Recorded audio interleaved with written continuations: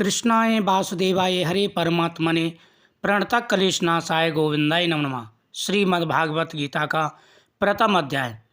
सुनने मात्र से ही भगवान कृष्ण करते हैं सभी कष्टों का नाश। प्रतिदिन इन अध्यायों का श्रवण जरूर करें, बड़ा ज्ञान मिलेगा और साथ ही आपकी हर मनोकामना पूरी होगी। धर्म क्षेत्रे कुरुक्षेत्रे समवेता युयुत्सवः मामका पांडवश्चैव किम कुर्वतः संजय। धृतराष्ट्र बोले, हे संजय, धर्म भूमि कुरुक्षेत्र में इकट्ठे हुए युद्ध की इच्छा वाले मेरे और पांडु के पुत्रों ने क्या किया। इस पर संजय बोले, उस समय राजा दुर्योधन ने व्यूहरचनात्मक पांडवों की सेना को देखा और द्रोणाचार्य के पास जाकर यह वचन कहने लगे, हे आचार्य, आपके बुद्धिमान शिष्य द्रुपद पुत्र धृष्टद्युम्न द्वारा व्यूहकार खड़ी की हुई पांडवों की इस बड़ी भारी सेना को देखिए। इस सेना में बड़े बड़े धनुषों वाले युद्ध में भीम और अर्जुन के समान बहुत से सूरवीर हैं, जैसे सात्यकी और विराट तथा महारथी राजा द्रुपद और धृष्टकेतु, चेकितान तथा बलवान काशीराज, पुरोजित, कुंती भोज और मनुष्यों में श्रेष्ठ सभ्य और पराक्रमी युद्धमन्यु तथा बलवान उत्तम मौजा, सुभद्रा पुत्र अभिमन्यु और द्रौपदी के पांचों पुत्र, ये सभी महारथी हैं। हे ब्राह्मण श्रेष्ठ, हमारे पक्ष में जो प्रधान हैं उनको आप समझ लीजिए। आपके जानने के लिए मेरी सेना के जो सेनापति हैं उनको कहता हूँ। एक तो स्वयं आप और पितामह भीष्म तथा कर्ण और संग्राम विजयी कृपाचार्य तथा वैसे ही अस्तुत्थामा, विकर्ण और सोमदत्त का पुत्र भूरिश्रवा तथा और भी बहुत से सूरवीर अनेक प्रकार के अस्त्र शस्त्रों से युक्त मेरे लिए जीवन की आशा को त्यागने वाले सब के सब युद्ध में चतुर हैं। भीष्म पितामह द्वारा रचित हमारी वह सेना सब प्रकार से अजय है और भीम द्वारा रचित इन लोगों की यह सेना जीतने में सुगम है।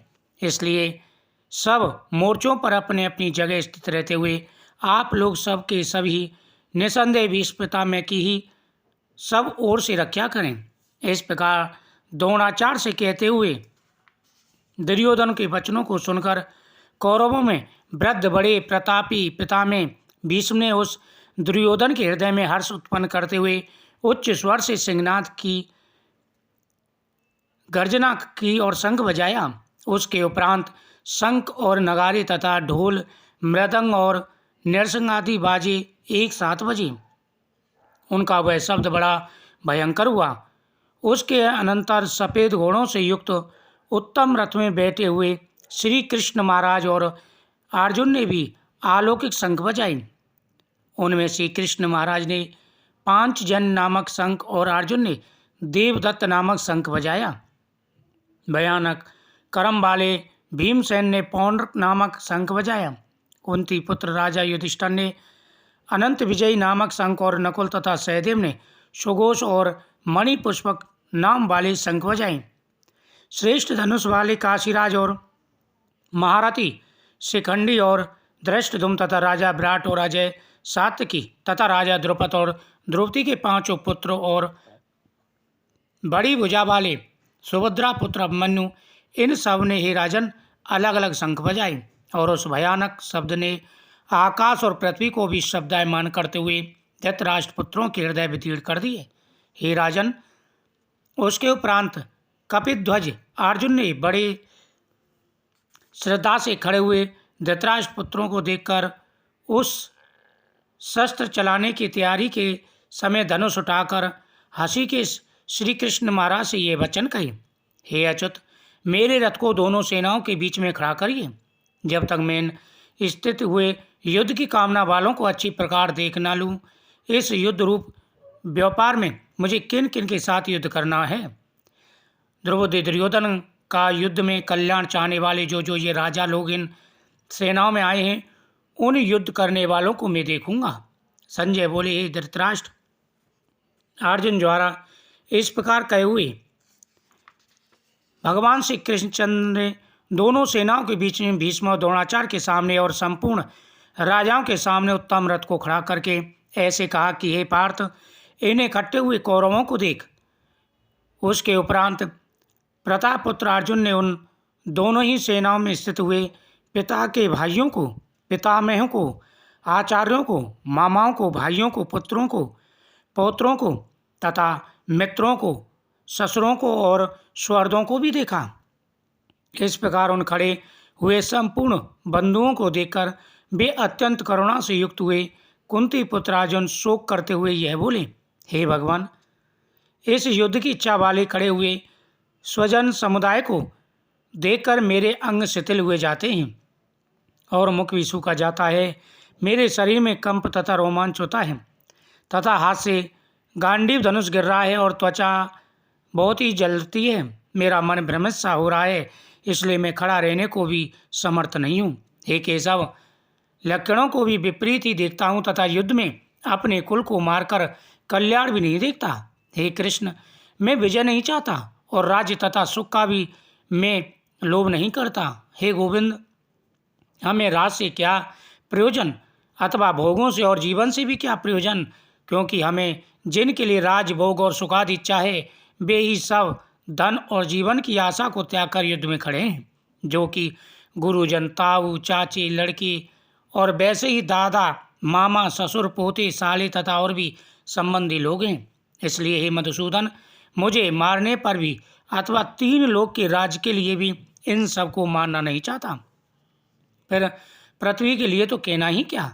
हे जनार्दन, धृतराष्ट्र के पुत्रों को मारकर भी हमें क्या प्रसन्नता होगी। इन आततियों को मारकर तो हमें पाप ही लगेगा। इससे हे माधव, अपने बंधव धृतराष्ट्र के पुत्रों को मारने से हमें क्या लाभ, क्योंकि अपने कुटुंबों को मारकर हम कैसे सुखी होंगे। यद्यपि लोभ से भ्रष्ट हुए ये लोग कुल के नाश कृत दोषों और मित्रों के साथ विरोध करने में पाप को नहीं देखते, परंतु हे जनार्दन, कुल के नाश करने से होते हुए दोषों को जानने वाले हम लोगों को इस पाप से हटने के लिए क्यों नहीं विचार करना चाहिए, क्योंकि कुल के नाश होने से सनातन कुल धर्म नष्ट हो जाते हैं। धर्म के नाश होने से संपूर्ण कुल को पाप भी बहुत दबा लेता है तथा ये कृष्ण, पाप के अधिक बढ़ जाने से कुल की स्त्रियां दूषित हो जाती हैं और एक भाषण स्त्रियों के दूषित होने पर वर्ण संकर उत्पन्न होता है और वह वर्ण संकर कुल घातियों को और कुल को नरक में ले जाने के लिए ही होता है। लोप हुई पिंड और जल की क्रियाएं वाले इनके पितर लोक भी गिर जाते हैं और इन वर्ण संकर कारक दोषों से कुल घातियों के सनातन कुल जाति धर्म नष्ट हो जाते हैं तथा हे जनार्दन, नष्ट हुए कुल धर्म वाले मनुष्यों का अंतः काल तक नरक में वास होता है, ऐसा हमने सुना है। अहो, शोक है कि हम लोग बुद्धिमान होकर भी महान पाप करने को तैयार हुए हैं, जो कि राज्य और सुख के लोभ से अपने कुल को मारने के लिए उगत हुए हैं। यदि मुझ शस्त्र रहित ना सामना करने वाले को शास्त्रधारी धृतराष्ट्र के पुत्र रण में मारें, वह मारना भी मेरे लिए अति कल्याणकारी होगा।